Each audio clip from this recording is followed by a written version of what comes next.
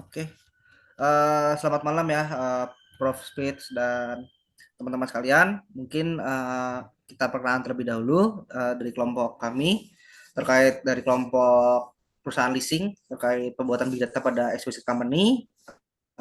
Pertama, perkenalkan nama saya Andrian Andrew Wirawan. Lalu di sebelah saya ada Mas Jericho yang baju hijau, yang background putih ada Mas Walan Star, dan yang terakhir ada background merah adalah Mas Afli.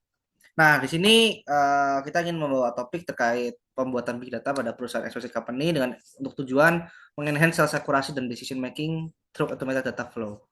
Next. Nah, mungkin pertama untuk tujuan dan hasil. Mungkin kan kita sebagai perusahaan nih, perusahaan pembiayaan kendaraan mobil, perusahaan XYZ ini berupaya meningkatkan kinerja leasingnya dengan memanfaatkan analitik data secara komprehensif. Nah, saat ini tuh perusahaan telah memiliki berbagai sumber data dari aktivitas contohnya penjualan dealer dan sales. Lalu ada mungkin bisa nanti jadi dari beberapa sistem lainnya juga, kayak nanti dari ERP-nya, dari sistem internalnya perusahaan. Nah, namun dalam semua prosesnya itu untuk pengumpulannya, integrasi dan analisanya itu masih dilakukan secara manual dan terpisah antar divisinya. Nah, kondisi ini menyebabkan latar belakang dari proyek ini tuh informasi yang dihasilkan tuh sering terlambat, tidak konsisten dan sulit digunakan sebagai dasar pengambilan keputusan strategis perusahaan. Nah, dengan diharapkannya dari proyek yang akan kita buat ini, dari blueprint yang udah kita submit, itu kita tuh bisa ada apa aja sih? Pertama ya mungkin evaluasi terhadap sumber data, sistem dan teknologi yang saat ini digunakan. Lalu yang kedua ada desain data asset integration dan arsitekturnya akan seperti apa? Atau mungkin nanti ada outputnya bisa jadi ada kayak bentuk forecast bulanan dealer data mungkin atau 3 sampai 6 bulan ke depan untuk menentukan target-target perusahaan nanti ke depannya. Lalu ada analisa kinerja dealer juga dan salesperson nanti, salesperson itu kayak versi jualannya siapa aja nih, kinerjanya kayak gimana, perencanaan komisi buat salesnya juga kayak gimana, dan produktivitas salespersonnya akan kayak gimana juga, supaya membantu perusahaan untuk menentukan targetnya juga. Lalu juga nanti untuk memudahkan meningkatkan revenue atau keuntungan profit perusahaan, nanti kita juga bisa segmentasi pelanggan berbasis wilayah untuk pemasaran yang presisi. Dan nanti asal apa yang dihasilkan oleh perusahaan itu perusahaan dapat mengambil keputusan lebih cepat dan tepat dan profitabilitas juga semakin meningkat. Next. Nah, mungkin untuk dari sisi arsitektur. Nah, dari sini desain yang coba kita gambar. Dari sisi arsitektur mungkin boleh di zoom sedikit data. Nah, secara data source-nya itu mungkin nanti dari yang kita bayangkan sekarang di asumsi kita sekarang dari perusahaan kondisi sekarang itu ada data sales, aset, dealer, eksternal. Nanti mungkin bisa digabung dengan sistem internal dia apa aja, ERP akan seperti apa. Nah, nanti untuk supaya tidak mengganggu performa masing-masing sistem, nanti kita akan coba lakukan data replication dulu ke cloud atau on-prem untuk masing-masing data source. So, nanti mungkin supaya lebih real time nanti kita juga bawa di slide selanjutnya. Kalau ada intelligent integration itu buat kita bawa data-data dari database replika ke environment big data. Nanti dengan konsep ingestion nanti ada data acquisition, ada data batching, ada data streaming. Nanti konsep kita membawanya ke server zone di big data. Lalu udah di bagian big data nanti ada beberapa layer ya, ada kayak data lake, data warehouse, data mart, data transformation yang dimana nanti data lake itu adalah data mentah benar-benar mentah yang dimana nanti ada beberapa layer kayak raw layer, layer mentah nanti ada cleansingnya juga, ada yang udah diharmonize dan ada confirm layer. Nanti setelah data lake udah kita terima, nanti kita transform lagi ke data warehouse supaya nanti jadi data kayak landing zone, dimension zone, staging zone, dan transform zone. Lalu dari sudah jadi sebuah data warehouse, data gudang data, nanti kita transform lagi ke data mart.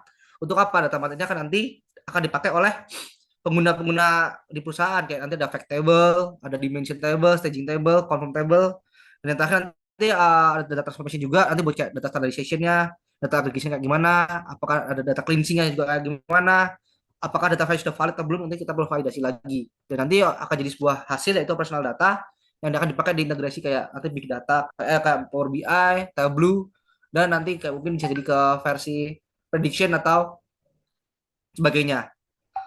Next. Oh sorry, mungkin di zoom sedikit lebih kecil. Kurang lebih dari data yang kita punya, transaksinya kurang lebih ada 1.048.000 baris dalam 1 tahun. Ini data penjualan penjualan perusahaan ya. kayak transaction date, siapa salesnya, customer siapa, model mobilnya apa, tahun penjualannya kapan, harga mobilnya berapa, komisi yang diperoleh berapa.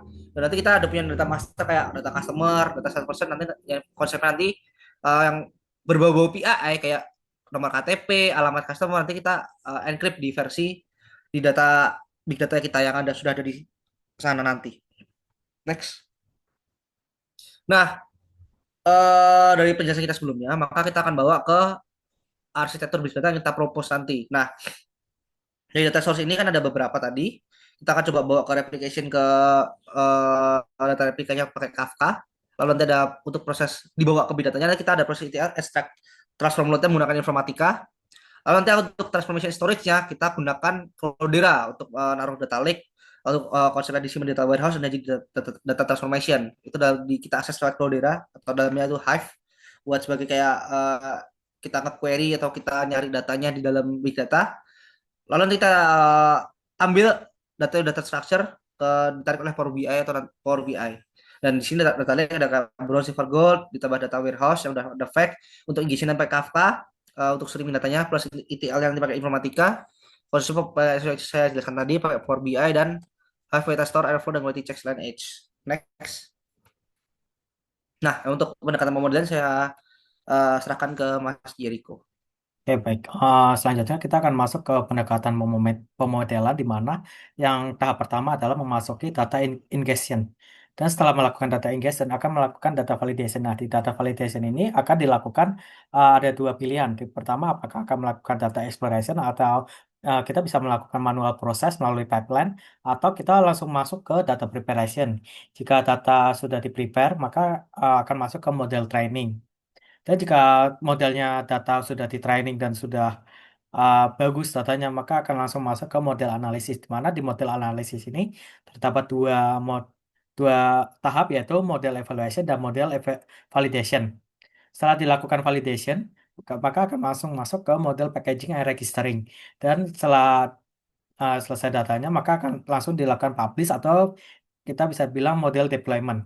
Nah, setelah dilakukan deployment, kita akan masuk ke model scoring service dan pastinya juga akan melakukan performa monitoring terhadap model yang sudah dilakukan deployment. Nah, pada pendekatan model ini kita melakukan pertama menggunakan logistic regression dan random forest untuk menganalisa datanya. Nah, untuk desain ERD dari kelompok kita terkait sales ini, kita ada brand, model, dealer, salesperson sebagai um, brand mobil, model mobil, dealer daerah mana aja, kemudian sales yang melayani siapa aja, dan untuk customer kita terdapat ada job dan customer uh, dengan masuk ke transaction ketika ada customer yang melakukan transaksi pembelian. Untuk pendekatan model, kita menggunakan yang pertama adalah uh, customer propensity dan curve modeling, di mana untuk propensity to buy ini memprediksi pelanggan dengan peluang transaksi 30 hari ke depan. Dan yang kedua ada curve 90 hari ini untuk memprediksi pelanggan yang tidak akan bertransaksi 90 hari ke depan. Nah, keluarannya itu RRC per PR curve, tuning threshold, precision, key top, and per dealer di mana dan selanjutnya kita akan masuk ke data dan integrasi master. Ini berisi transaksi data preparation seperti transaction date, customer ID, sales price, model ID, sales person ID. Di mana dimulai dari model, brand and sales, kemudian dealer untuk fitur kategori. Kemudian untuk anti-leaknya menggunakan fitur kurang lebih dari T0 dengan label dari jendela waktu lebih dari T0. Dan untuk definisi labelnya itu untuk propensity 30D ini bila ada transaksi pada T0 plus 1 dan T0 plus 30. Untuk yang current, bila tidak ada transaksi, T0 plus 1 dan T0 plus 90. Nah, rekayasa fitur ringkasnya itu RVM dan turunan seperti recency days, wake 180 per wake 90 frekuensi monetary, dan kategori opsionalnya seperti brand atau model, dealer, dominan, dan last plus diversi unique. Nah, berikut merupakan hasil dari provinsi 30 hari untuk memprediksi, di mana terdapat peningkatan pada garis warna hijau untuk logistik regressionnya terdapat di 0,73 dan untuk PROC-nya ada di 0,5.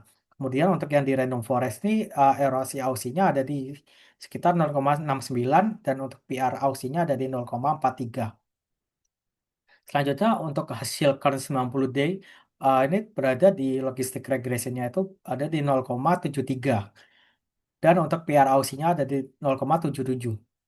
Kemudian untuk analisa random forestnya di pada bagian erosi Aussie terdapat 0,7 dan PR Aussinya dengan 0,76. Selanjutnya akan masuk ke Mas Alfli untuk menjelaskan pendekatan pemodelan. Oke, slide ini menampilkan hasil prediksi commission sales.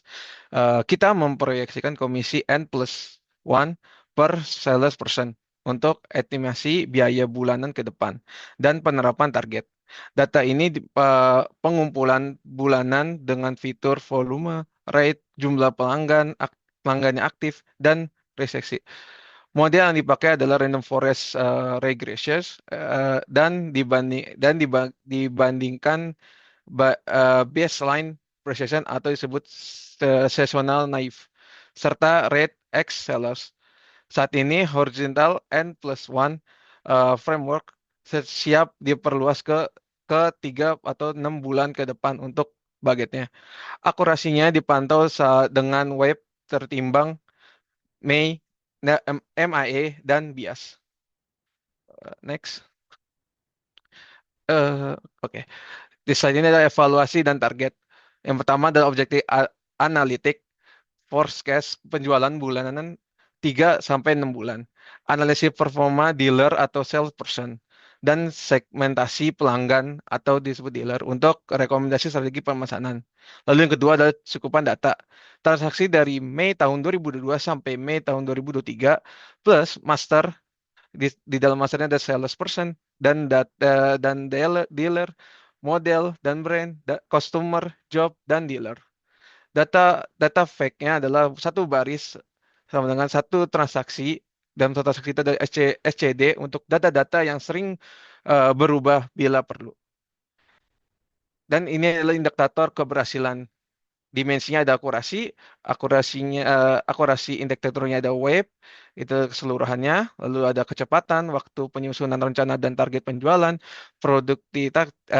produktivitas, indikatornya ada waktu analisis dan manual team, lalu ada adoptin pengguna dashboard aktif bulanan, dan terakhir ada bisnis, penurunan loss sell atau uplift reverse. Next. Lalu ada di sini adalah tampilan dashboardnya, self performance. Di sini tampilkan waktu atau bulannya, terus jenis mobilnya, berapa unit yang sudah kejual, terus ada portfolio salesperson, terus ada areanya di mana aja penjualan, area performanya sorry, terus habis itu ditampilkan total transaksi by umur, dan yang terakhir adalah menampilkan performance by kategori and job. Next. Oke, sekarang dilanjutin oleh Mas Walan. Baik, terima kasih. Setelah penjelasan dari konsep dan dipresentasikan oleh tim sebelumnya, selanjutnya adalah rencana pengembangan. Pada rencangan pengembangan ada 3 gelombang yang membentuk alur kerja end-to-end integrasi data di PT XYZ. Yang pertama itu adalah Discovery Wave yang melakukan penilaian mendalam atas kondisi saat ini, arsitektur, kualitas data, proses ETL, katalog keamanan, serta celah kapabilitas untuk menentukan risiko dan peluang.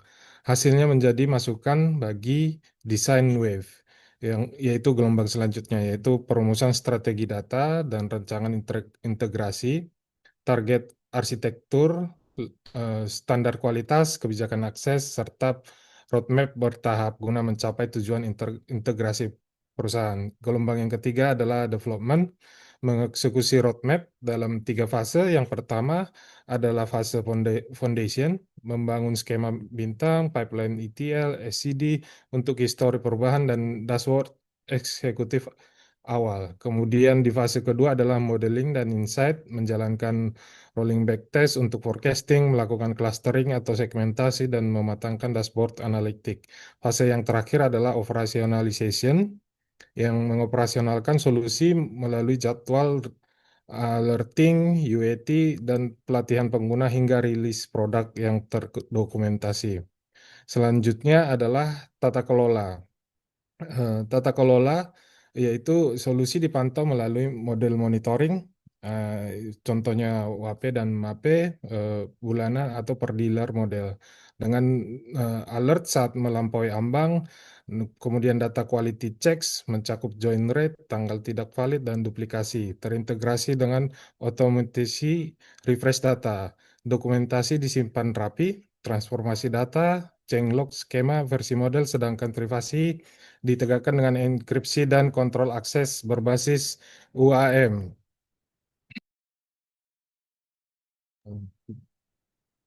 Kemudian go live juga semua terpenuhi jika WAP tertimbang di bawah 5 atau sama dengan 15%, untuk 80% ke atas cakupannya revenue. Kemudian dashboard lulus UAT pada 90 di atas 90%. Kemudian SOP, runbook, dan mekanisme rollback siap dijalankan.